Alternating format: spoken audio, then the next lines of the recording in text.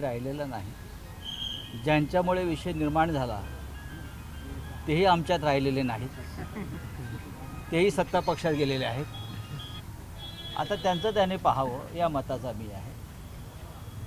दादा भुसे यांनी अत्यंत ग्रेसफुली हा विषय संपवण्यासाठी सहकार्य केलं, ही चांगली आनंदाची गोष्ट आहे। म्हणजे दादांचे आणि आमचे जे पूर्वीचे नातेसंबंध आहेत ते इथे कामी आले आणि माझ्या तब्येतीमुळे मला आता फार धावपळ अशी इथे लांब करता येत नाही, कारखाना येता येत नाही, पण जे घडलं आहे ते उत्तम घडलं आहे। राजकारणामध्ये अशा पद्धतीने आरोप प्रत्यारोप होत असतात, मात्र आता जे तुम्ही निर्णय घेतलेला आहे कुठेतरी महाराष्ट्राच्या राजकीय संस्कृतीला धरून आहे असं म्हणतात। महाराष्ट्राची ही संस्कृती आहे ना, यापेक्षा वेगळी संस्कृती कधीच महाराष्ट्राची नव्हती आणि ही संस्कृती कायम राहावं असं आम्हाला दोघांनाही वाटतं। दादा बोलतील ना आता। साहेब, पण यापुढे पुन्हा अशी वक्तव्य होतील का?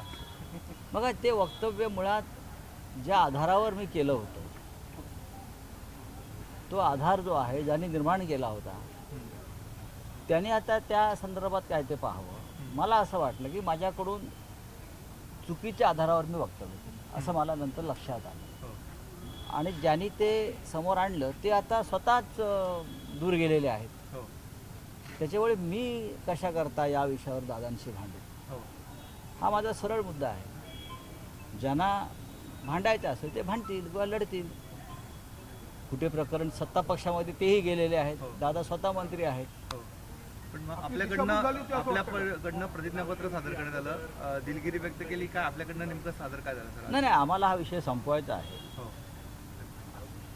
माझी भूमिका एवढीच होती जेव्हा माझ्या समोर आलं तेव्हा की हा कारखाना अद्याप जो आहे तो उभा का राहिला नाही, पण त्या संदर्भात मी नंतर माहिती घेतली, दादांकडून सुद्धा माहिती आली आणि मला असं वाटतं या विषयावर फार चर्चा आता करू नये, जे झालंय ठीक आहे। दादा बोल, दादा मागे घेतलाय का? गिरणा साखर कारखान्यामध्ये मंत्री दादा भुसे यांनी 178 कोटींचा घोटाळा केला अशा आशयाची बातमी दैनिक सामनामध्ये माननीय संजय राऊत साहेबांच्या माध्यमातून छापून आलेली। मला वाटतं की सर्व मालेगाव आणि पंचक्रोशीच्या जनतेला माहिती आहे, एकेकाळी सहकार क्षेत्रातून उभा राहिलेला हा गिरणा सहकारी साखर कारखाना DRT कोडच्या माध्यमातून विक्रीला जेव्हा निघाला होता तर त्या काळामध्ये साधारणतः एक 11,000च्या आसपास सभासद शेतकऱ्यांनी एकत्र येऊन हा कारखाना परत एकदा याच तालुक्याच्या शेतकऱ्यांच्या मालकीचा राहिला पाहिजे म्हणून साधारणपणे 1100 रुपयाच्या पटीमध्ये शेअर्स उभे केले होते। आपल्या सर्वांना माहिती आहे की एक महिनाभर सर्व पक्षीय लोकांनी एकत्रितपणे येऊन हा प्रयत्न केला होता। दुर्दैवाने काही लोकांनी त्या काळी पण अफवा पसरवल्या आणि मोठं भाग भांडवल आपलं उभं राहू शकलं नाही। जी काही 1,60,70 लाख रुपये रक्कम जमा झाली होती ती रक्कम नंतरच्या काळामध्ये आर्मस्ट्रॉंग कंपनीने जो कारखाना घेतला त्या कंपनीला RTGSच्या माध्यमातून आपण ती ट्रान्सफर केलेली आहे। हे सर्व गोष्टी रेकॉर्डवर आहेत आणि मग असं असताना जो काही आरोप आपल्या मालेगाववर केला गेला आणि त्याच्यामुळे मालेगावच्या शेतकऱ्यांचा अवमान झाला, या भावनेतून आम्ही सर्व पदाधिकाऱ्यांनी एकत्रितपणे चर्चा करून मग एकतर हे शब्द मागे घ्यावेत अशा प्रकारचे भावना आम्ही माननीय राऊत साहेबांकडे व्यक्त केलेली, तसं त्यांना नोटीस दिली होती आणि तसं भूमिका त्यांनी न घेतल्याच्यामुळे मग या ठिकाणी खटला दाखल केलेला होता। नंतरच्या काळामध्ये राऊत साहेबांनी याचं सगळं पडताळणी केल्याच्या नंतर त्यांना हे आढळून आलं की आपण केलेला जो काही आरोप आहे तो चुकीचा आहे, निराखस खोटा आहे। ज्यांनी त्यांना माहिती दिलेली होती मला अपेक्षित होतं की त्यांनी नावसुद्धा घ्यायला पाहिजे होतं। हो, मी सांगतो ना, मी सकाळी नाव घेतलेलं आहे। तर अद्वै हिरे यांनी ही माहिती दिली होती, सत्य आहे। सकाळी मी या विषयावर बोललेलो आहे।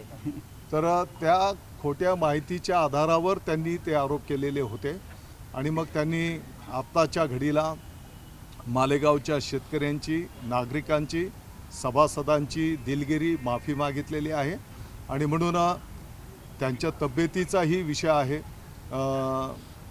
या सर्व गोष्टींचा विचार करून आज हा खटला मागे घेण्यात आलेला आहे. साहेब, आज जो तुम्ही दोघं एकत्र दिसले, मैत्रीचे संबंध दिसले, पुढे हे कायम राहतील? आमचे राहतील. बघा, त्यांनी माननीय राऊत साहेबांनी चुकीच्या आधारावर म्हणजे मधला पॉईंटच काढून टाकला होता. 1,78,00,000 डायरेक्ट 178 कोटी करून टाकले होते आणि म्हणून मालेगावच्या शेतकऱ्यांचा, नागरिकांचा जो संभ्रम, गैरसमज झालेला होता, आज त्यांनी दिलगिरी त्या शेतकऱ्यांची माफी मागून तो दूर केलेला आहे आणि त्यांच्या तब्येतीचंही कारण आहे. या सर्व गोष्टी पाहता मालेगावच्या शेतकऱ्यांनी सांगितलं की आपण त्यांच्या विनंतीला मान देऊ, हा खटला मागे घेऊ. साहेब म्हणजे त्याप्रमाणे जुने नातेसंबंध, जुना जो तुमचा स्नेह होता तो या ठिकाणी कामी आला. नाही, मला वाटतं काय की होईल का याच्या ही वस्तुस्थिती आहे की गेली काही वर्ष त्यांच्या नेतृत्वाखाली आमच्यासारख्या कार्यकर्त्यांनी पण काम केलेलं आहे. मला विश्वास होता की त्यांनाही माहिती आहे की दादा भुसे काय करू शकतो आणि काय करू शकत नाही आणि मग असं असल्यानंतर त्यांच्याकडनं पण मला अशी अपेक्षा नव्हती. किमान कोणतीही गोष्ट बोलताना आपण त्याची खातरजमा करून घेतली पाहिजे. जेव्हा त्यांनी त्याची खातरजमा केली तर त्यांना आढळून आलं की बाबा आपण जे वक्तव्य केलं, जे लिहिलं ते चुकीचं आहे आणि त्यानंतर त्यांनी त्या पद्धतीची भूमिका घेतली. सर, मला दोघांना एक प्रश्न आहे. एकीकडे राजभाषेचे पडगम वाचत आहेत, दुसरीकडे मुंबईत 57 मराठी शाळा बंद पडलेल्या आहेत, बंद करताय. याच्याविषयी तुम्हाला दोघांचं काय? याच्यावर मुंबईत बोलू. सर हिंदी में बोलिए हो गया ना. सर थोड़ा सा ये अभी आप जो कोर्ट में जाके आए नहीं, मैंने सुबह भी आपसे बात किया है उस बारे में. देखिए, जो एक मामला चल रहा था यहाँ, उस बारे में मैंने और यहाँ के guardian minister, senior leader Dada Bhuse जी में सुलह हो गया है. जो बात मैंने रखी थी उस वक्त, जब उसकी मैंने जांच पड़ताल की तो मुझे लगा कि मेरे तरफ से कोई गलत वक्तव्य निकला है, वो मैंने पीछे लिया है और मैं और दादा भूसे जी ने ये तय किया कि अब ये मामला यहाँ ख़त्म हो जाएगा. बस दिस इज द शॉर्ट स्टोरी. वकील संघामार्फत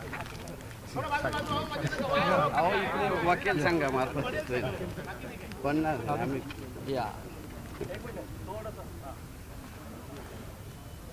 हा वाद अतिशय चांगल्या रीतीने मिटल्यामुळे मालेगाव वकील संघातर्फे दोघे महोदयांचा चला. आम्ही सत्कार केला.